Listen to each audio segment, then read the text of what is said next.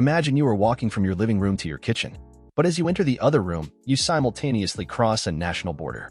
Or a married couple in bed together, but each in a different country. It's the same for many people in the border village of Baarle, which is divided between the Netherlands and Belgium. The village has probably the most unusual border in the world, because it looks exactly like this. The border runs through street intersections, parks, and even houses. So what is this extraordinary border all about? How could such a mess come about, and how do the local people deal with this crazy border demarcation? We'll look at all these questions in today's video. Enjoy. Baarle has about 9,000 inhabitants and consists of the Dutch municipality Baarle-Nassau and the Belgian municipality Baarle-Hertog. A large part of Baarle is located in Dutch territory, which is why the Belgian parts of the state are called Belgian exclaves. There are 22 of them in total. However, within these Belgian exclaves there are partly also Dutch exclaves. So you see, the border is a bit complicated. But how did this extraordinary border come into being? The origins go back many centuries.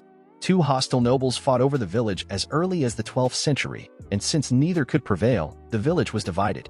In the 16th century, however, the whole area fell into the hands of the Spaniards. The rule of the Spaniards lasted only until the 30 Years' War. Therefore, in the following Peace of Westphalia, which ended the 30 Years' War, the village was divided again. One part was given to the newly founded Republic of the Netherlands, and the other to the Spanish Netherlands. Much later, the Kingdom of Belgium was created from the Spanish Netherlands. There were repeated attempts to unite the village and to annex it to one side. All attempts failed, however, and neither side could prevail. When the Netherlands officially recognized the newly founded state of Belgium in 1839, the demarcation through the middle of the village was confirmed by both sides. Again and again there were disputes about individual houses, and sometimes inhabitants tried to change sides. The disputes lasted until 1995, when the borders of both states were measured to the centimeter and officially established.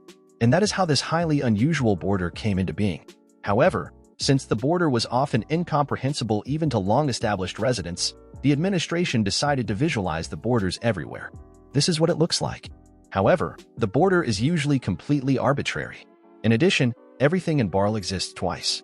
2 municipal buildings, 2 mayors, 2 churches, 2 post offices, 2 police stations, 2 electricity networks, 2 telephone networks, and so on. Only in the fire department both parts of the municipality could find a common denominator, and in the meantime there is a common fire station with a common fire department of Belgians and Dutch. For the citizens it is of course very easy to shop in the other country and to profit from various advantages there. Some of you will know it when you live in the border area and quickly drive to the neighboring country for cheap gas. But nowhere is this as easy as in Baarle, of course. Often the other country is only a road crossing away. For example, drugstore items are very attractive to Dutch people because of the lower taxes in Belgium on them. In some cases, Belgian stores also have longer opening hours.